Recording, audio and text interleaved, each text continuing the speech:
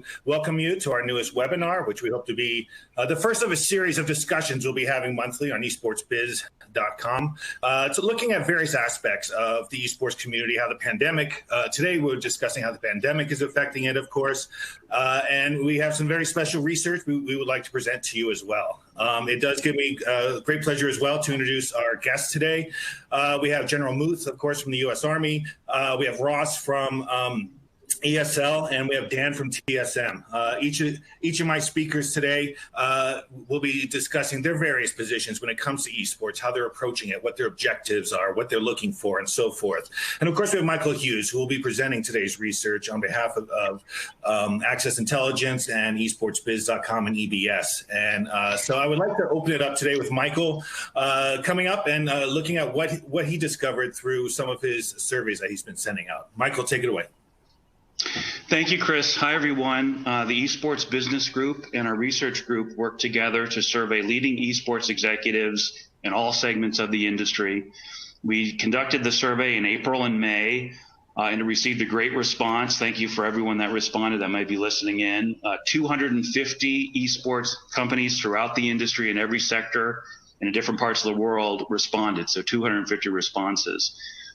I'm going to briefly cover 5 key insight areas from the study this morning or this afternoon. The full report has much more information, data, commentary from industry experts and participants, and we encourage everyone to check out the full report. By the way, every webinar registrant will receive a copy of the full report. You can also access it via an article about the study on our website, esportsbiz.com. Let's get into the findings. This is the big headline. I mean, this is the key finding. It's dramatic. 80% of esports executives expect this challenging period, unfortunately due to COVID, to ultimately benefit this industry. So we're seeing this challenging situation for our culture and economy. Actually, esports is benefiting here. But let's unpack this a little bit, because really 56% of the respondents feel the entire industry will benefit from these trend accelerations we're seeing. Yet let's unpack it here. 24% though say, well, hold on a minute, the benefits are really only going to be seen in certain sectors or areas of the industry, in particular those tied to online and streaming, as well as those benefiting from general public awareness of esports increasing and the like. Now, these quotes are not on the slide here, but there are 2 good quotes that I'm going to read. One survey respondent summed up, I think, this situation well. They wrote, quote, "This is esports' big moment. It's a unique opportunity to attract viewers, sponsors, and gain TV exposure when other sports are shut down." Then another respondent, an executive, responded, "This may very well be a watershed moment for esports when we look back 10 or 20 years." And I think that that is correct. The second insight relates to strategy. And 56% of the industry says their company's strategy changed directly due to the outbreak of COVID-19. Now, the study has dozens and dozens of write-in comments from the respondents, which are great. You'll enjoy reading those. But we've also grouped those many, many responses, and we've bucketed about 7 key strategic shift options that have been out there in the industry, and these are common strategic shifts. First, unfortunately, adjusting for loss of live events and tournaments. We'll get to that in a moment. Then overall, responding to increasing and often surging online audience numbers. And in fact, let's stay on that for a moment. And while it's not on the screen, we do have some very interesting data from Fan AI. And I'll read it carefully here on the streaming market. From January 1st of this year through June 1st on the Twitch platform, according to Fan AI, Twitch viewership over that last 6 months has seen a 57% increase in the peak viewer count. They've also seen a 51% increase in the average minute audience on Twitch, and also a 51% increase in total viewer watch time hours. And additionally, there's been a 62% increase in unique logged in viewers on Twitch. So very large increases here, and that includes January and February I'd be interested to see March to April and May. Now, the third key insight relates to, well, unfortunately, live tournament cancellations and postponements. 2/3 of the industry say that this is a combo, either very significant major challenge or merely a significant challenge. So we can kind of bucket the industry in three groups. 1/3 that really see live tournament cancellations or postponements as very challenging, borderline devastating. And another third in the middle that say it's significant. Then a last third that say, well, we can work through these challenges and issues. So there's sort of a three-way split here, maybe a two-way split. There's a lot of information on this slide. In the middle here, we also asked a follow-up question. The second part was, do you have a plan for reactivation for live events and tournaments? And 38% of companies do. Then we asked another follow-up question, what are the reactivation challenges that you see related to once live events and tournaments are up and running again in person? And the top issues are, obviously health and safety issues and social distancing and masks and so on, but also the willingness for attendees to even show up and participate and attend. Then also, I think maybe a little more interesting or maybe less obvious just, at first glance, is the potential issue of sponsorship make goods and renegotiating, brand relationships to live events as we go forward. Also, will live event venues and vendors even be, one, available and two, able to reopen?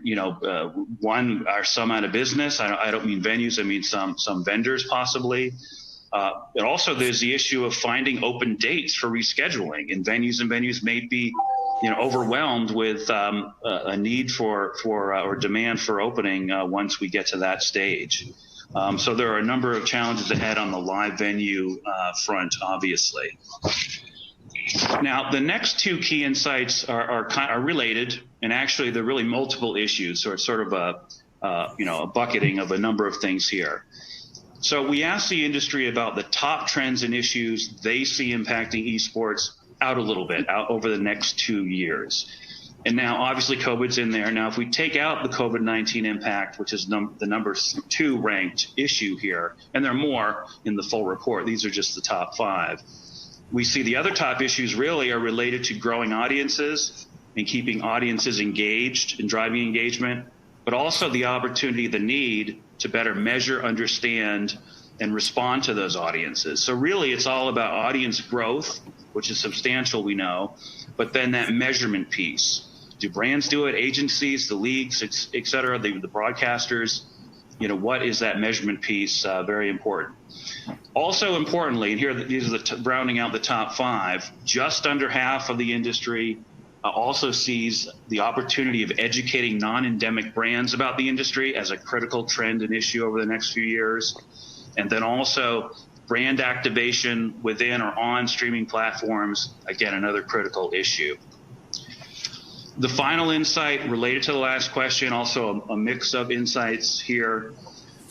This is pulled from the many, many write-in responses that we got to this Outlook question. And we've kind of covered the first 2 or 3 here. I think the last 2 key areas are particularly important here. And these relate to technology standards and practices, and in particular agreement within the industry about certain standards and practices that are still in flux. And then also, very importantly, business models. Also, our senses are in flux over the next few years. So tech standards, business models, obviously responding to the boost in streaming numbers, the boost in awareness among the general public. Those are key issues going forward.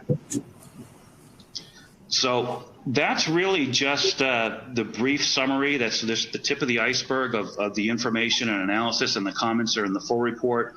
Again, all webinar registrants will get a copy of the report, or you can download it at our website, which we recommend that you do. So thank you. I will stay on the webinar, but I'm going to hand back to Chris and our expert panelists. Thank you. Chris? Thanks, Michael. Appreciate that. Some good stuff in there. And for our audience, If you have any questions, type it in down below. No one will see who you are, so there's no bad questions. We will see it on our end and try to answer it if we can. And I also want to give a big thank you to our sponsor, Fan AI. They do some great work. Check it out and some of their resources and information that's out there. So as we begin our line of questions, kind of let's jump off your first talking point there, Michael. General Muth, I'll actually open with you today. Could you talk a little bit about first the U.S. Army's involvement with esports and your strategy by working with various esports organizations, and then maybe talk a little bit about how your strategy has changed once the pandemic kicked in? Hey, Chris, thanks for that opportunity, and thanks for everybody for tuning in today and this opportunity to talk about esports and our common passion for esports within the Army and amongst the soldiers.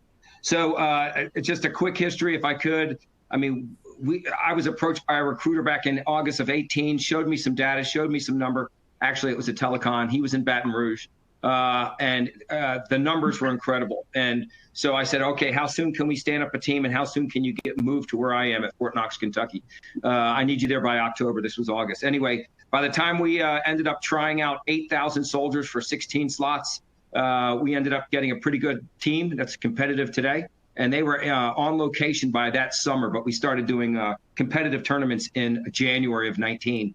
And now we're fully up and running. The team's here.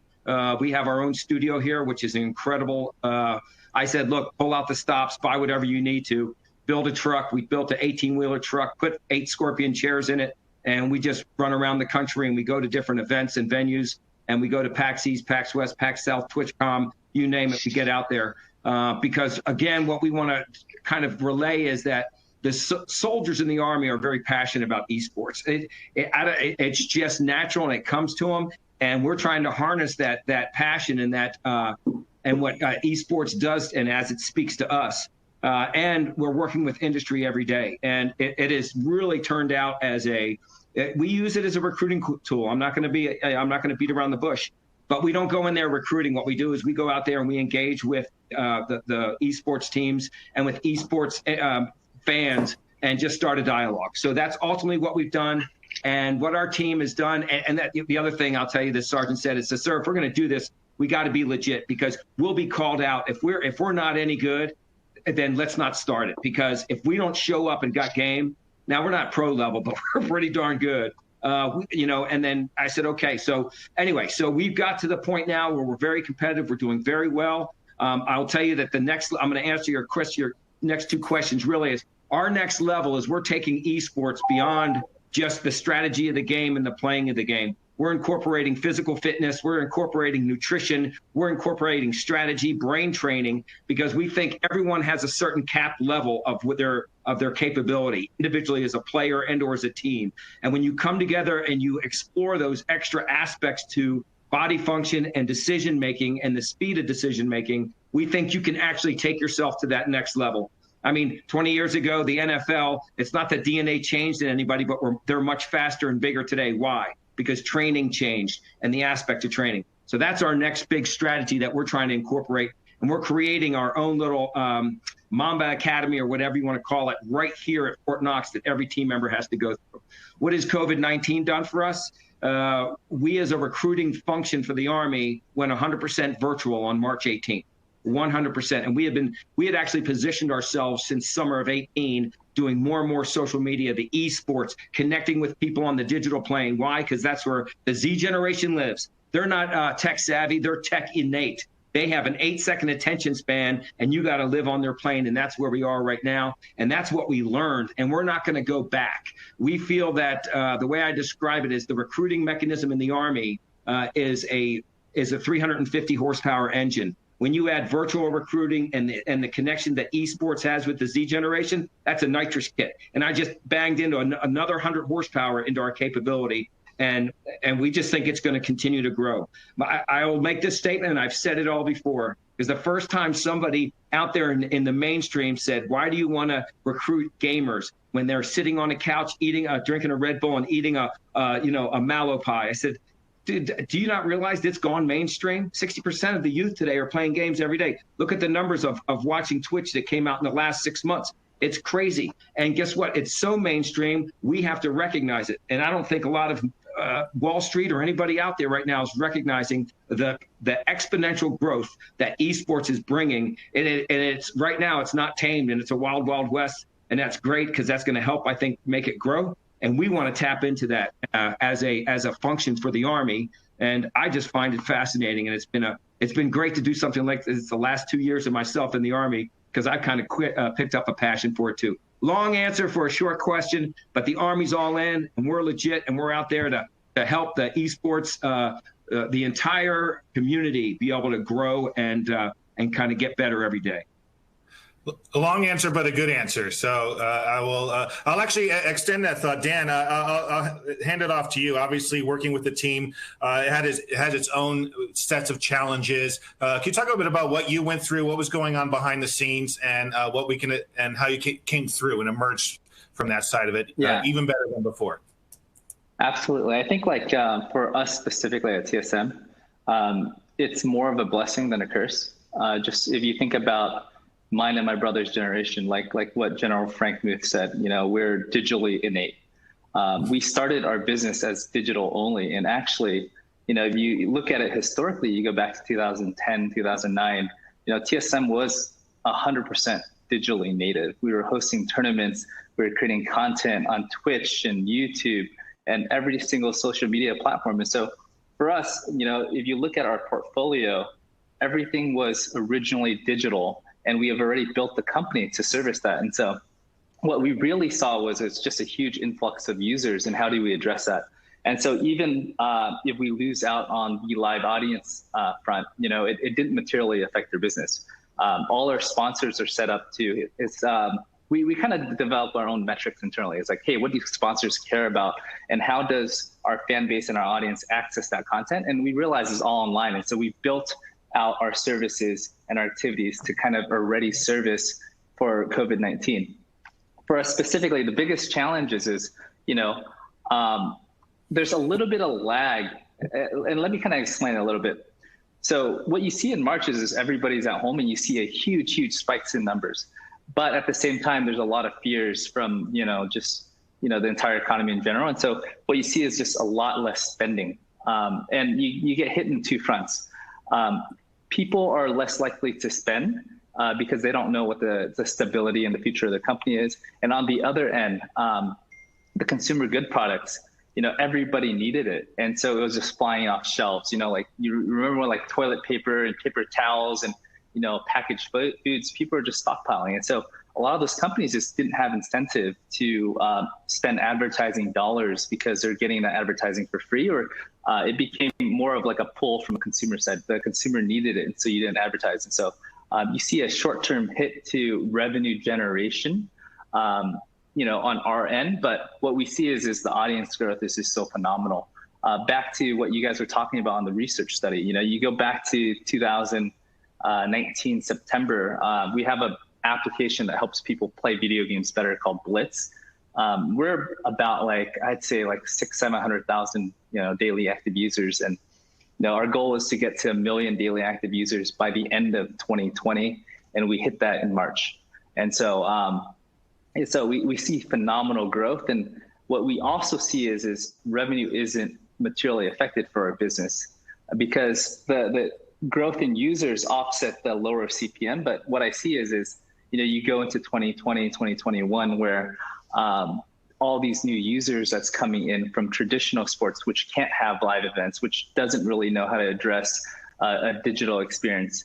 We're able to pivot really quickly, if not pivot at all, because we're already doing it. And so, once you roll back to 2020, 2021, where advertisers are willing to spend more money for the audience, I think it's just going to be like golden days for us, and I think for esports in general as well.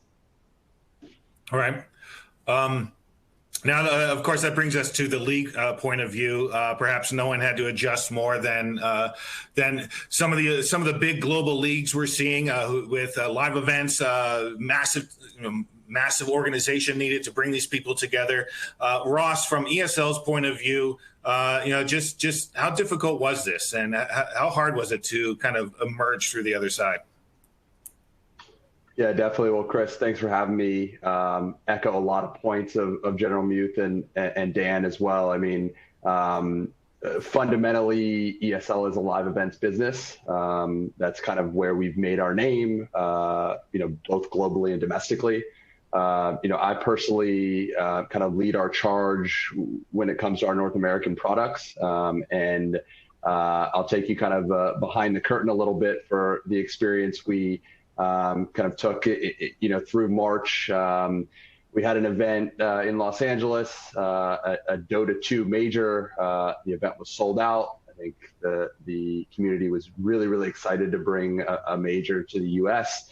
We got into March, and we started kind of the COVID wave started to hit. We felt it. We kind of were in that a little bit of a purgatory state, not really sure where we were going to go. The venue actually was set to host a Call of Duty event 2 weeks before ours. And, we were kind of in conversation and trying to understand what they were going to do from a health and safety protocol standpoint. They ended up doing the event, which kind of, made us kind of feel like, hey, we might have a chance here. We had, I'd say, 4 or 5 different plans in terms of how we were going to handle, the situation in IEM Katowice several weeks before, kind of shook everyone to their core, and we really understood how serious the situation was. So ended up getting to a point where, unfortunately, we were ready to make an announcement that, players were gonna come across the ocean. They were gonna come participate in the event. But we weren't going to have a live audience, which was really disappointing. But we felt like, we could still, to Dan's point, still deliver, digital first experiences, and we're really set up to do that. And then I think it was Wednesday of the week before, the whole NBA situation unfolded. President Trump also enacted a travel ban. And that was kind of really it for us. We ended up executing the event digitally.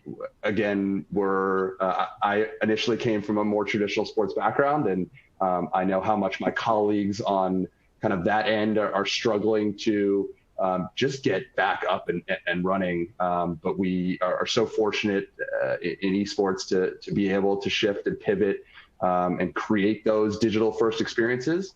But yeah, I mean, I think we're, I've always said kind of the goalposts are continuing to move. So it's really difficult and really tough to plan for the future. But, at the end of the day, we'd love to get back to these massive live events. I think there's nothing like walking into that stadium and feeling the energy of the crowd. But I think personally, and I think a lot of folks would agree, we've adapted really well. And are really set up to adapt well in the future. So, a lot of work to be done, a lot of uncertainty, but, as Michael mentioned at the top, I think there's, especially in our industry, a lot of positivity moving forward. Do you, we saw from the survey that a lot of people thought this was a watershed moment for esports. Do you agree or disagree with that, Ross?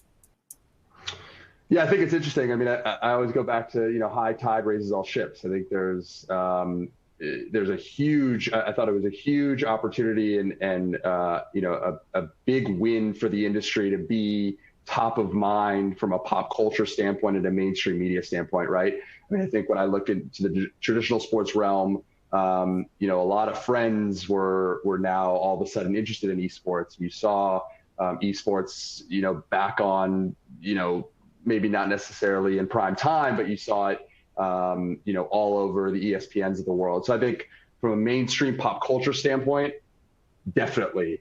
Now, I think there's still a lot of financial turmoil, right, that is created.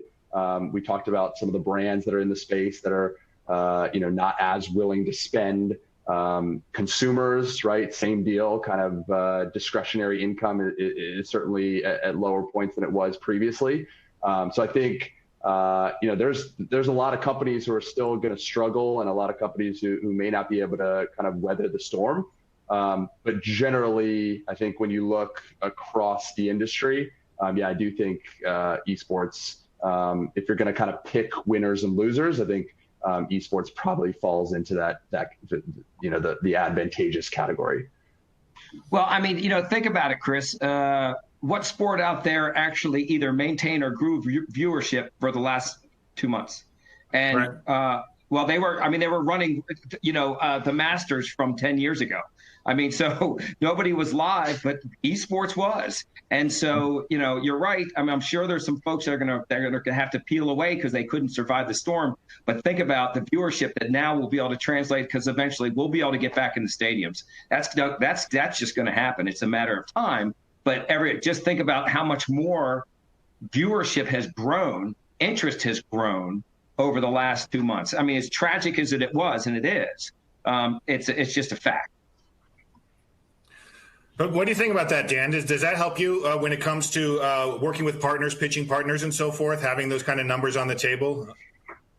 Oh, absolutely. I think anybody in the digital space got a huge boon, just because you think about like forms of entertainment, right? There's a billion things people can do at any moment, any time. Especially living in LA, there's never something that you never not have something to do. And with the situation 2-3 months now, the activities are limited. And so you see a lot of people introduced to this for the first time. Obviously, not everybody is going to convert, but there's going to be a lot of people who are like, oh, wow, this is really interesting. As people play more video games, they get attached to the game, and then they get attached to watching the game. And so I think that there's going to be a lot of long-term staying power with the fan base. And I think, like you said, it's a watershed moment for the industry.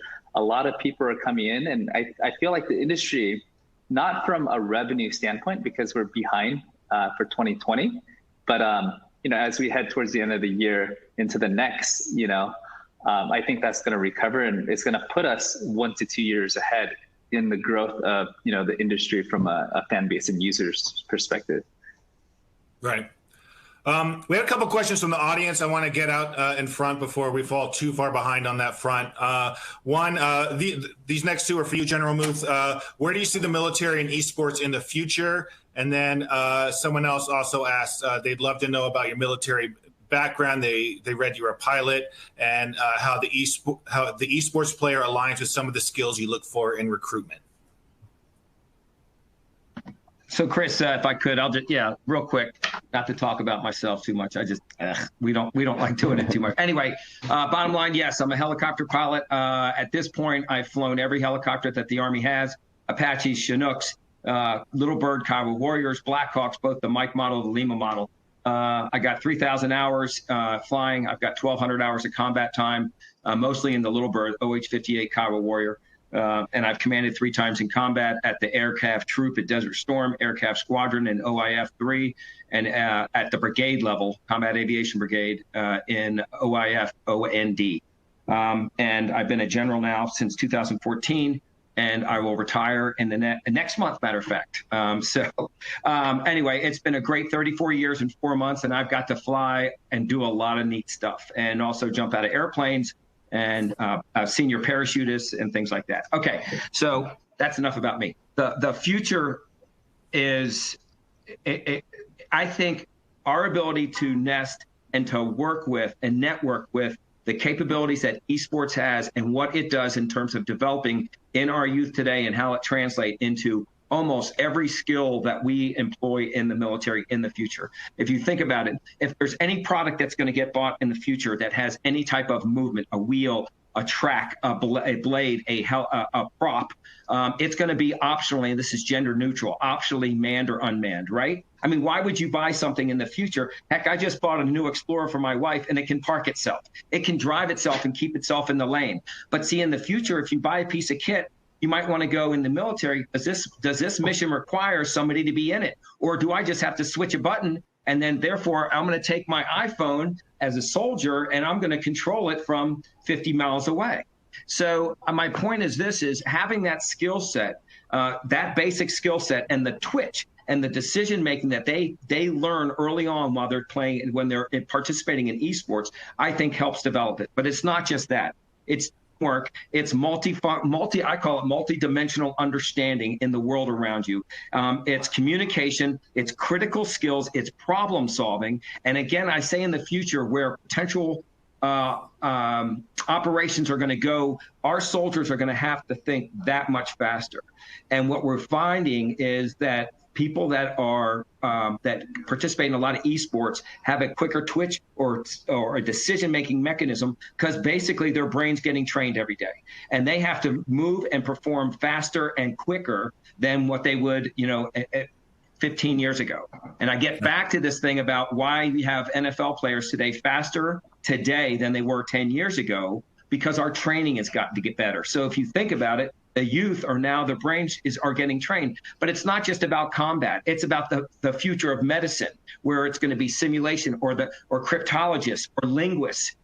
We've got 35 different healthcare specialties that we have to fill. And a lot of that has to do with autonomous operations, and the esports help train that. And frankly, the other piece is you want it to be intuitive.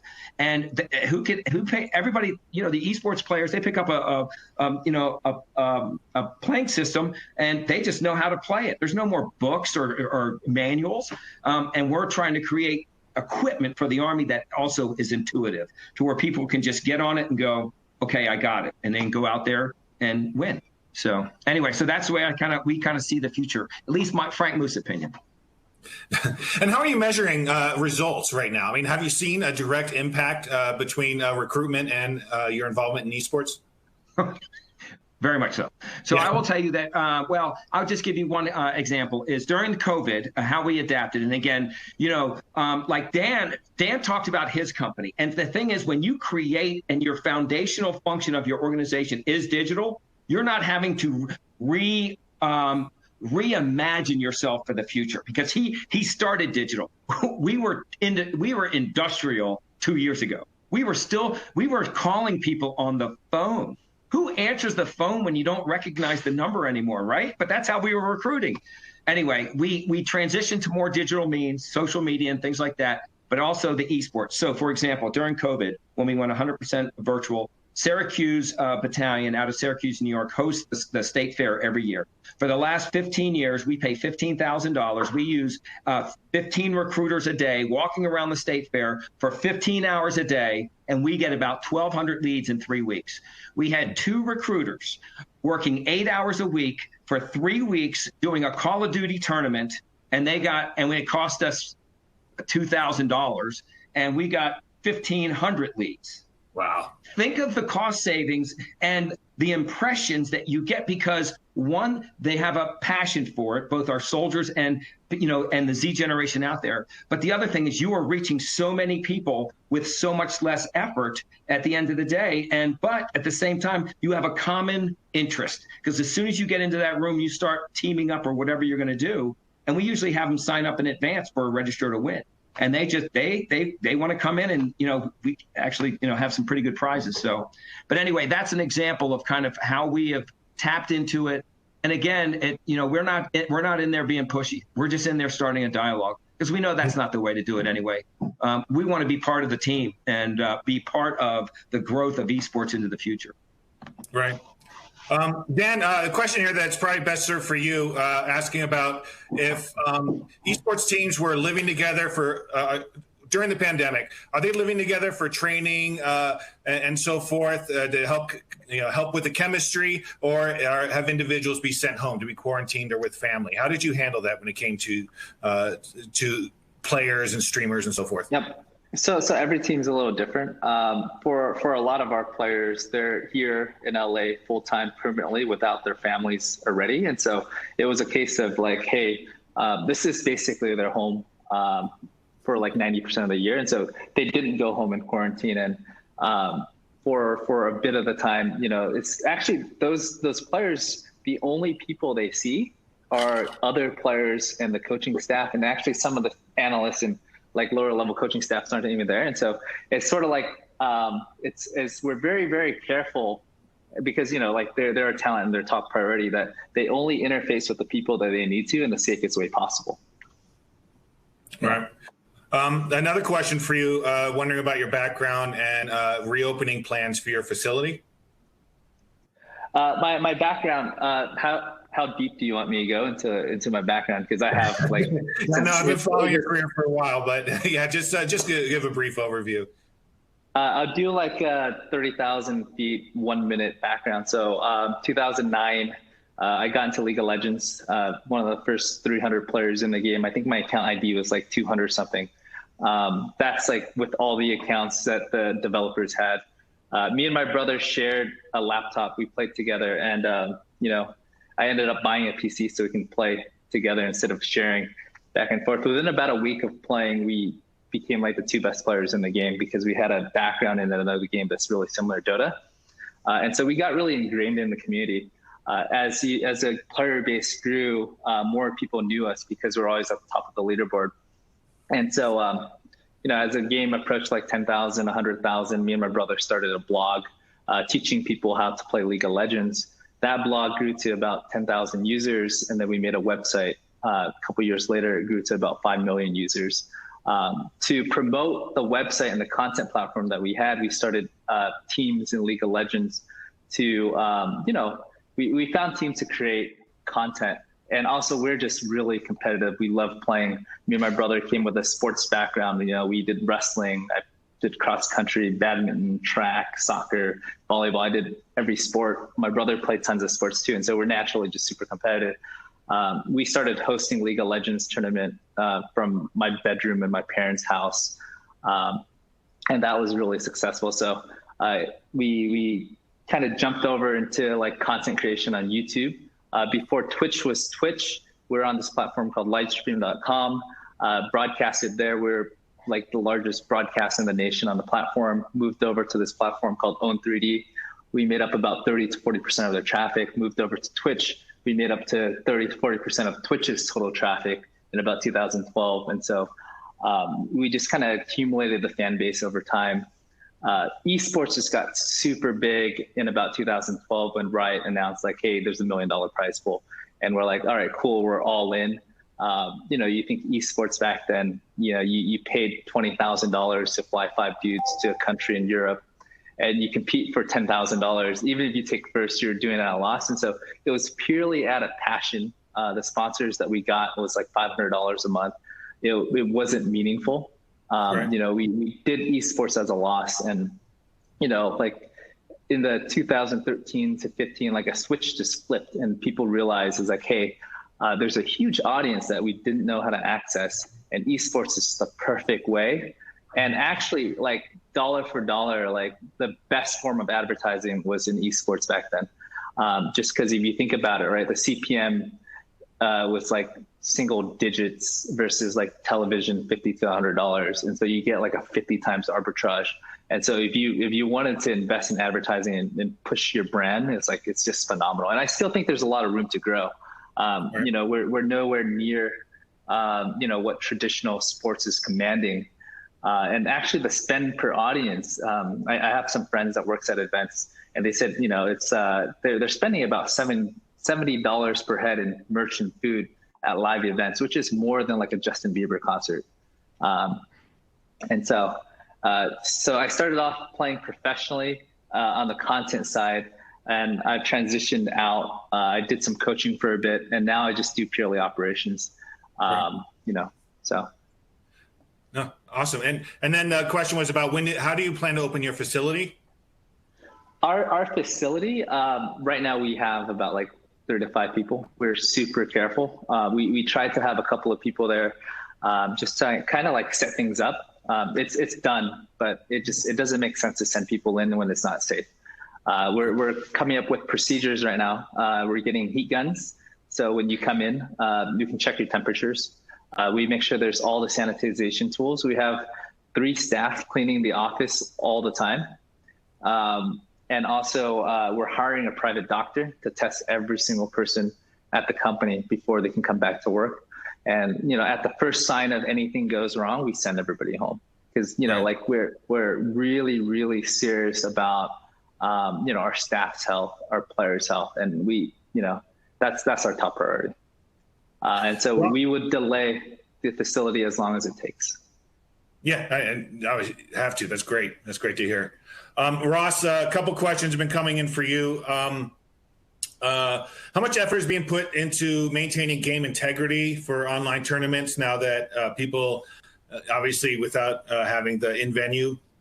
And then second of all, are there any new standard operating procedures being used now at ESL that you seem to like and that'll be kept? Yeah. So on your first point, I think, we have a massive staff, in league operations that is, really, really focused on integrity. I think that's one of the things, again, coming from traditional sports to esports, very interesting to me to see kind of how authenticity and integrity kind of manifests itself in esports. It's as important as anything that we do. So I think there's, it's not under my direct leadership, but we do have large teams across the globe, administrators that are ensuring that integrity is kept and of the utmost importance. So, I think ESL has a long history of making sure that that's important and, something we invest in. So I think integrity is a huge piece of what we do, and proud of the way the company's dealt with it, moving into this more kind of digitally focused execution. And exact, do you have any more detail in terms of the second question? I mean, what aspect of the business? It said necessity is the mother of invention. So are there any new SOPs used given COVID that are now deemed better than the pre-COVID procedures, protocols that will become mainstream once we get past the pandemic? That's a good question. Look, I think we've done a really good job of executing live events digitally. I think you could go external, internal with this question. Internally, I think we've become a lot better at communicating to our own internal staff, and there's a real focus again on health and safety. So I think, again, goalposts are always moving. There's a lot of uncertainty, but I think we have are forging a path forward to get back into the office.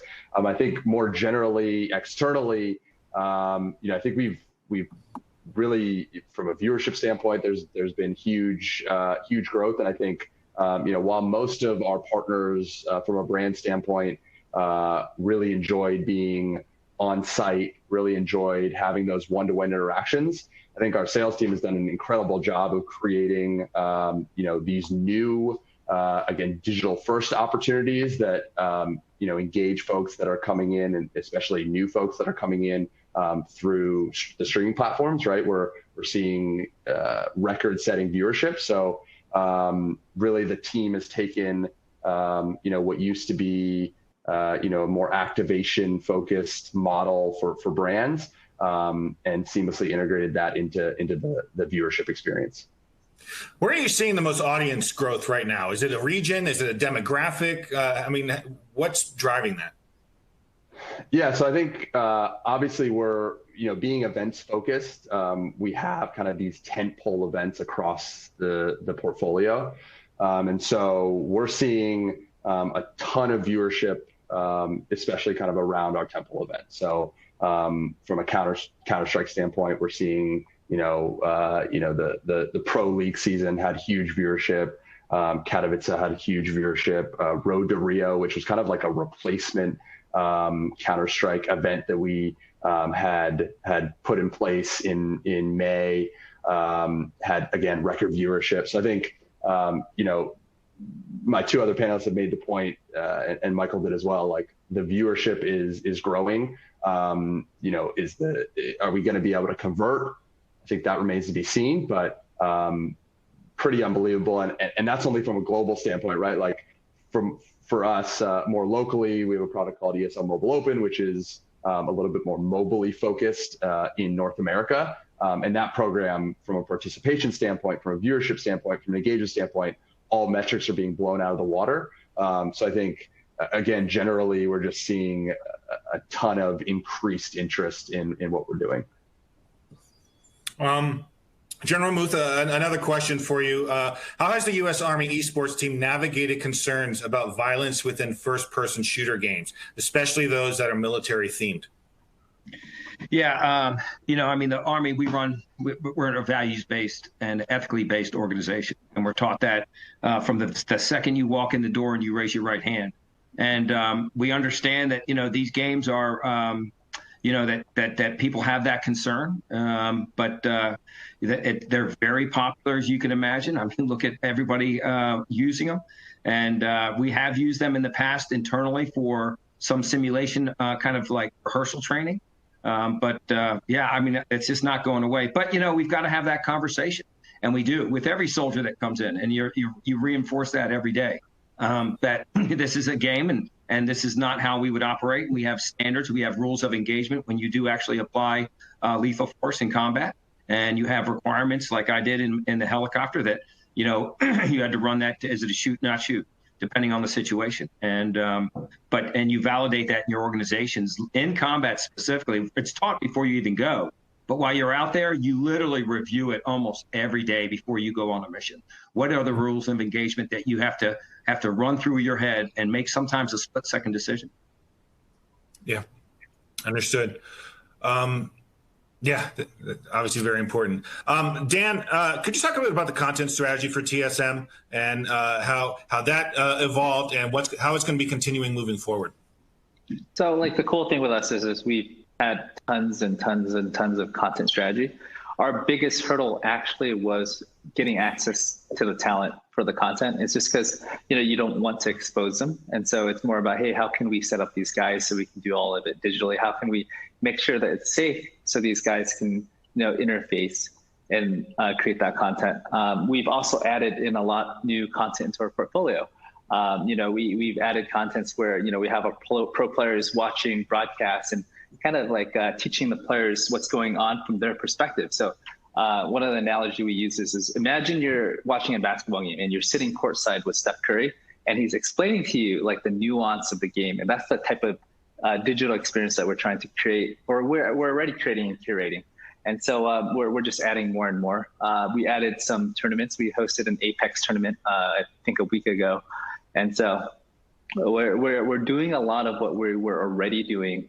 And the cool thing is we had a lot of trouble convincing a lot of traditional brands and sponsors, because what they're used to is like, hey, I sponsor sports, I want something live and in person, to go digital. And we had tons and tons of digital assets and inventory. And these guys, now they're coming to us like, hey, I want digital because I don't have physical I can buy. And so if anything, it came from us pitching to our brands and sponsors, and actually brands and sponsors outside coming to look for us. And so doing a lot more stuff in terms of pieces of content in the space, but it's not something that we weren't already addressing or doing.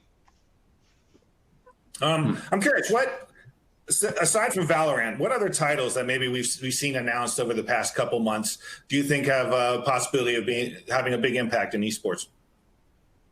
Aside from Valorant. So the thing with like esports is I feel like there's only going to be like one big title every year or two, and those are going to stick around for a very, very long time.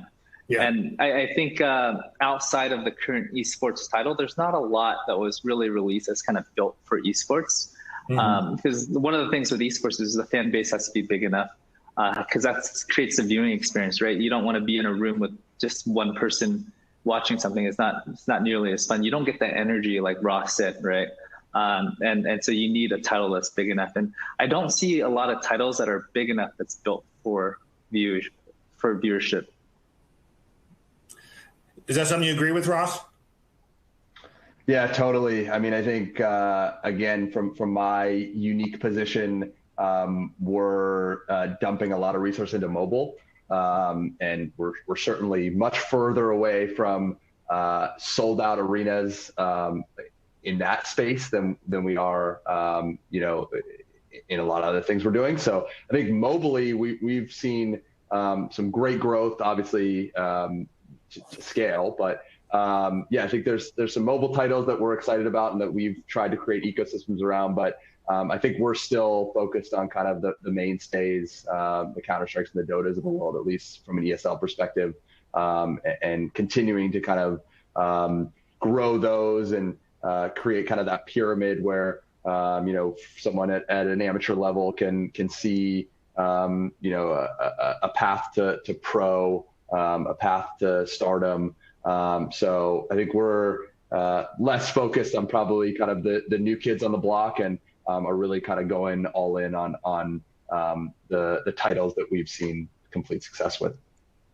A question that's come in from the audience for you says, the longer the current status of COVID-19 goes on, what is the thought of when virtual will hurt live tournaments or potentially eliminate live events? Is that a concern for you?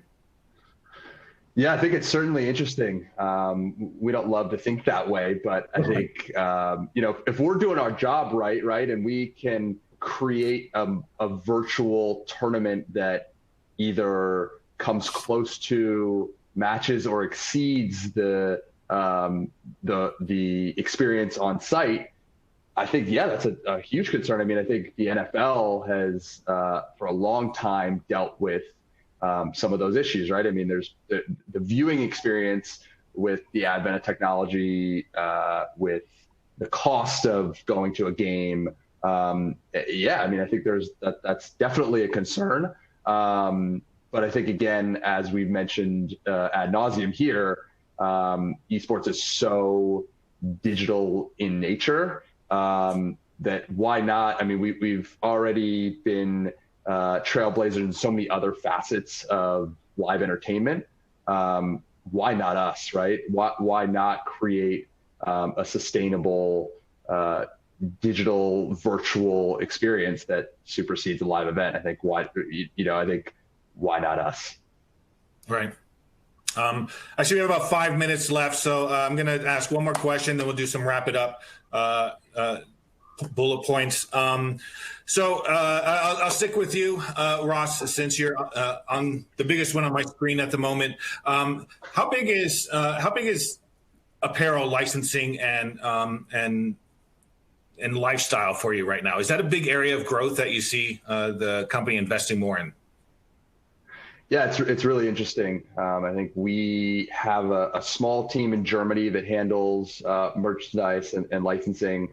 For a long time, we've had really deep-seated relationships with the teams as well. So I'm interested to hear Dan's perspective on this as well. But the teams have really been we've been supportive and have been collaborative in the effort to ensure that when a fan comes on site to one of our events, they have the opportunity to purchase, great merchandise across both an ESL-centric portfolio as well as a team portfolio.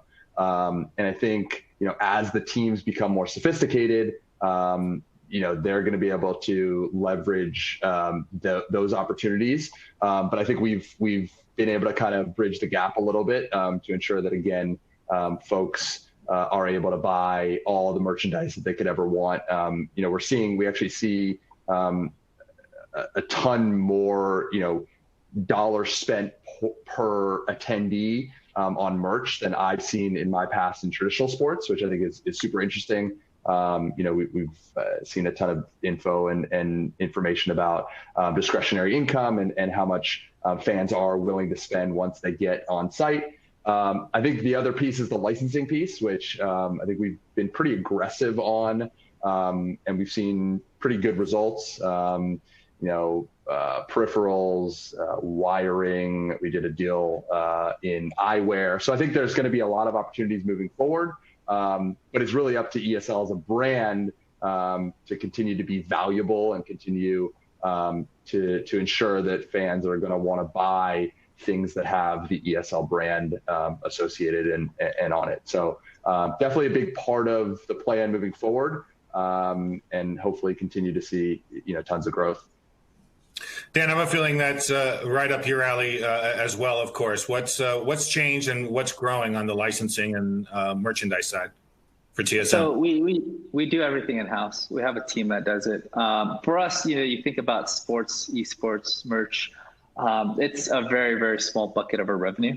I've talked to dozens and dozens of sports teams. It usually fall into the 5 to 15% bucket of total revenue. And that includes, depending on the team, like concessions and ticketing too. And so it's not a big priority for us. For us, it's more of like for branding. It's to service the fan and create like an opportunity for them to show support. And also, it helps spread brand awareness when a fan's wearing a jersey.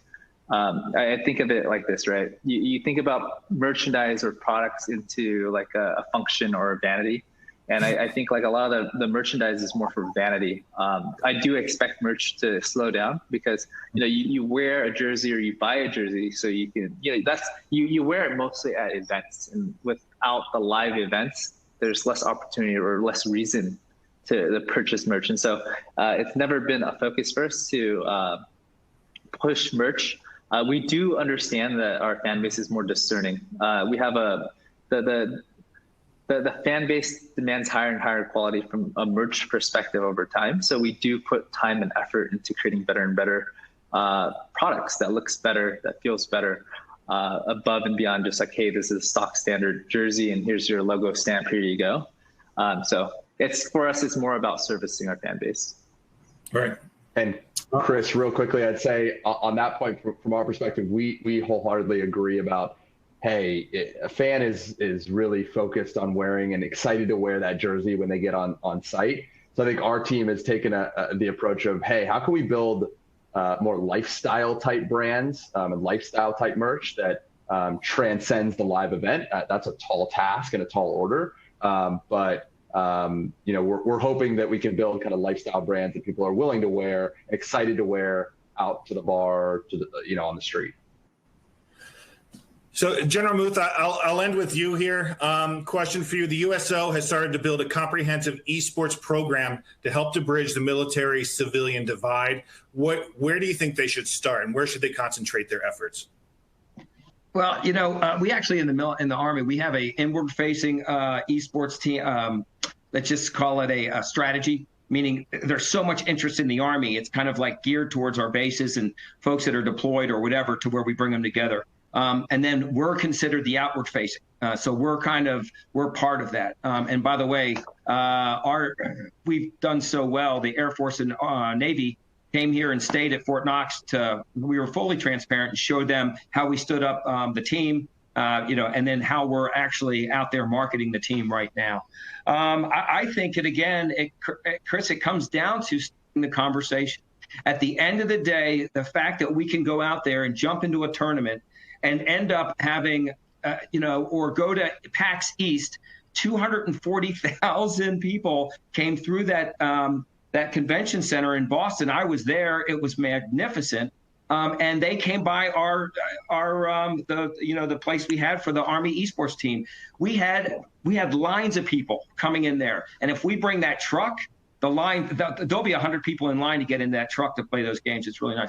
I think that's where it starts, Chris. I think it starts with a shared passion, which esports is clearly. Soldiers have a distinct passion for esports, and it's connecting with them, with the population, and starting a dialogue and understanding, kind of at the end of the day, what are soldiers really about? I will say this too, if I could throw this out there, because I just had a conversation with somebody last week. We're going to add to the team, or at least I'm going to try. I'm going to do a quick meeting this week, and before I leave, try to get to the senior leadership of the Army.